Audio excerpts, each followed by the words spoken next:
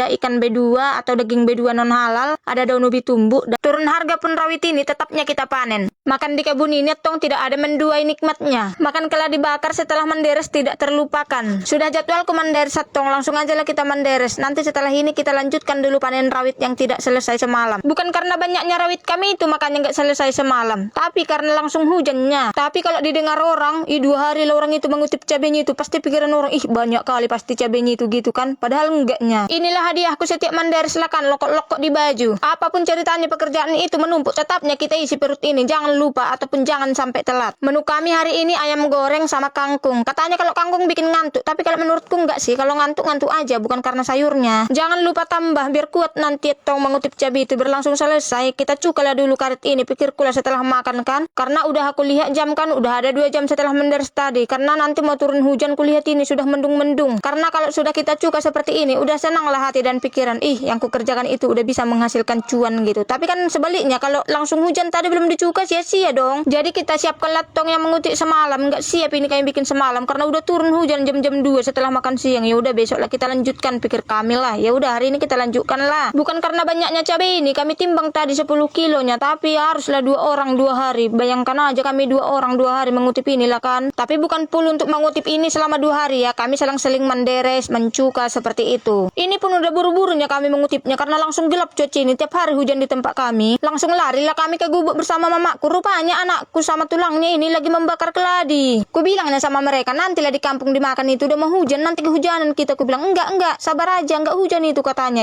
Ku makanlah dulu kalau gitu, pikirku lah. Jadi karena ku makan itu, ketak-ketak lorong itu, kau merepet-merepet aja. Rupanya maunya kau rupanya katanya. Rupanya enak kali, lembut kali wulawe. Padahal memakan ini udah bunyi lah geluduk-geluduk kan. Aduh, kayak mana ini pikirku. Pokoknya dinikmatilah dulu bini, pikirku lah. Udah gitu kan lalaknya kesempatan dalam kesempitan. Datang mamak kini, kita pisahkan dulu yang merah ini, nanti terjual semua, enggak ada bibit kita untuk ditanam nanti katanya. Setelah selesai kita pisahkan yang merah-merahnya, kita ikat latong, kita bawa lah pulang, langsung lining kita jual nanti ke tempat tokeh. Rupanya pas dugaanku di tengah jalan datanglah hujan ini, terpaksa kami istirahat di gubuk orang, tapi nggak kurekam lagi. Mana mungkin ada binatang buas di bawah pohon salak ini, bisa tercucuk duri nanti. Begitulah dalam hatiku, makanya berani aku menurut di bawah pohon salak yang gelap ini. Seperti masuk ke goa salak rasanya, tapi hilang rasa takutku karena mengingat enaknya salak ini tetap manis seperti madu. Ini pohon salaknya kayak membulat gitu kan, terus tengahnya itu kosong. Jadi aku berusaha dari pinggir mengambilnya gitu kan, kuintip-intip, ada pasti manis sekali itu. Tapi karena nggak berhasil aku dari pinggir tadi, berusaha lah aku masuk langsung ke tengah yang tempat gelap ini. Nggak takut aku, pikirku mana mungkin ada binatang di dalam ini, banyak kok durinya. Akhirnya bisa aku hempaskan semak-semak yang berserak tadi kan, adalah jalanku masuklah aku. Rupanya memang betul gelap. Inilah kameraku ini nggak bisa berkedip-kedip kayak gitu kan, namanya murah-murah. Ternyata salaknya udah terlalu masak ataupun kematangan, kelamaan aku panennya ini. Jadi kalau disentuh sedikit pun udah terkelupas, dia manis sekali seperti madu lah. Tapi ini salaknya ada 2 tandan, cuman tinggal sedikit lah karena udah dimakan tupai sebagian. Waktu mengambil salak ini anakku udah manggil-manggil, "Mama di mana?" katanya. Ku bilang lah, "Aku di dalam salak." Ku bilang, "Dicari orang itu kan nggak nampak, di dalam mananya Mama?" katanya. Kalian perhatikan dulu dari bentuknya ini pun udah ngences lah kalian lihatnya kan. Ini mantap kali manis, tebal, lengkang. Nantilah makan salak itu Mak Tania, ambillah dulu semua salak itu. Nanti kau makan bareng-bareng sama anakmu. Anakmu udah nunggu di sana. Ada 3 orang atong kan, 2 lah anakku, 1 ponakanku nunggu di luar. Wis pasti senang kali lah mereka aku kasih buah salak yang rasa madu ini.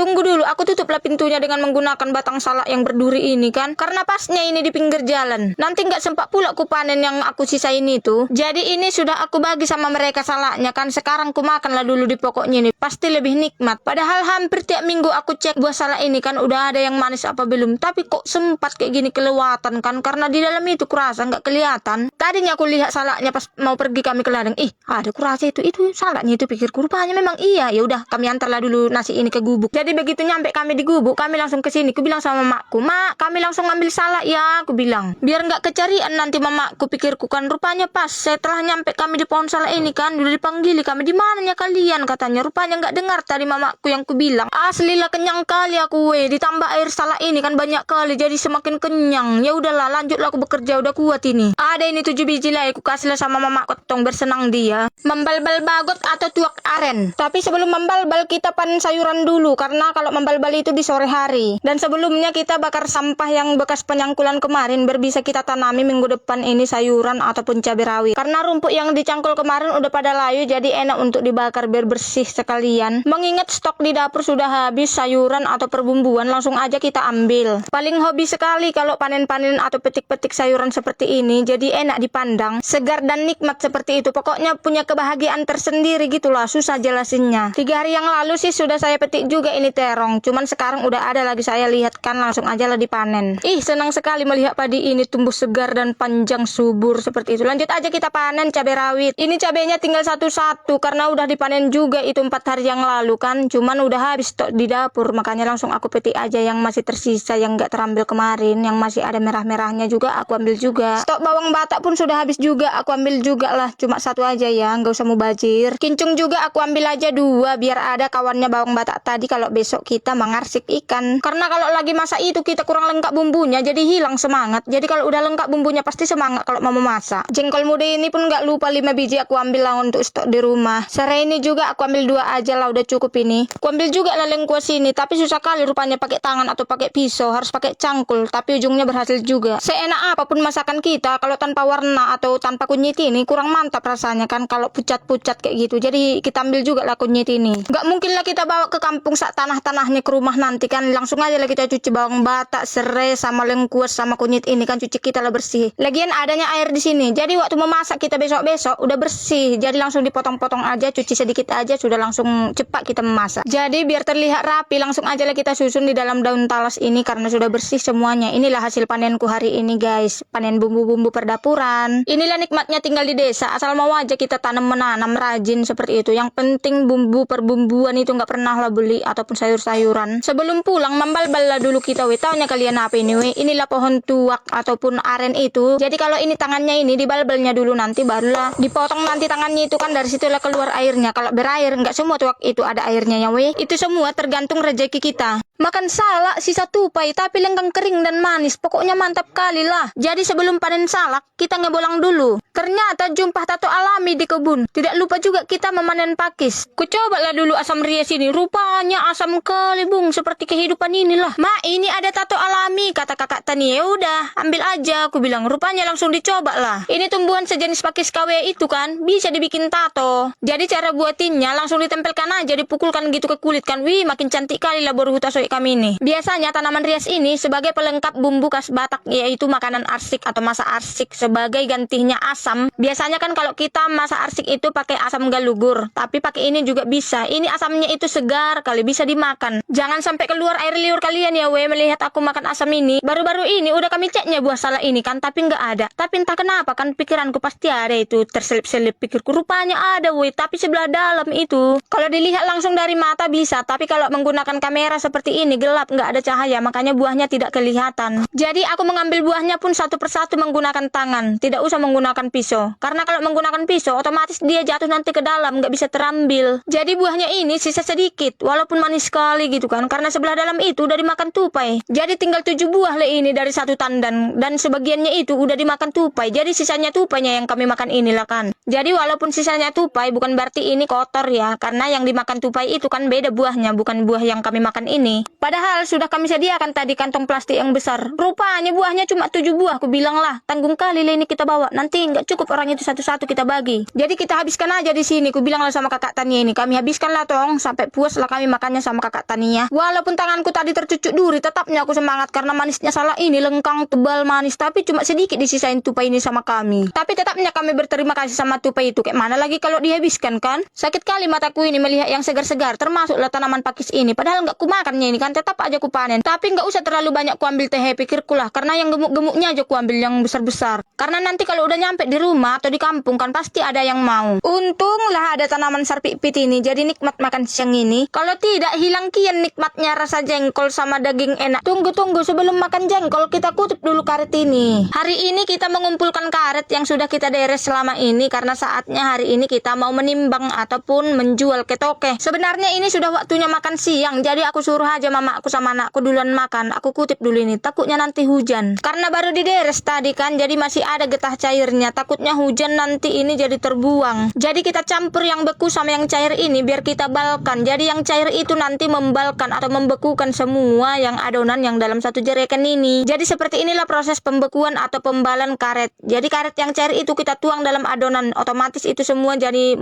menyatu, membeku. Bukan adonan maksud saya, emangnya ini kue, maksud saya wadah atau tempat. Seperti yang kalian tahu, aroma karet ini apalagi kalau kita mau makan kan pasti tercium lah lengket di tangan. Jadi kucucilah dulu pakai sarpi ipit ini. Ini mengandung asam dia. Jadi kalau kita cuci pakai ini, bau karet ataupun bau rambung tadi udah menghilang. Jadi kita gosok-gosok lah tangan kita ini pakai sarpi ipit ini secara merata, dari jari-jari bolak-balik tangan gitu kan sampai kuku kita gitu, biar nggak ada lengket. Akhirnya hilang juga baunya. Sekarang waktunya kita makan siang. Menu saya ada jengkol, ada ikan B2 atau daging B2 non halal, ada daun ubi tumbuk, dan ada juga sambal mata. Mari makan guys, jangan lupa kita berdoa dulu. Jangan salpok sama tempat nasiku ya, ini mangkok tapi kualasi pakai daun pisang karena piring nggak ada. Nggak sempat lagi mencabut-cabut yang lengket-lengket di celanaku itu udah lapar kali, tambah lagi kan udah semangat kali makan mengingat jengkol sama daging B2 ini. Yang tidak suka menuku hari ini boleh di skip ya karena ini menu makanan kesukaanku.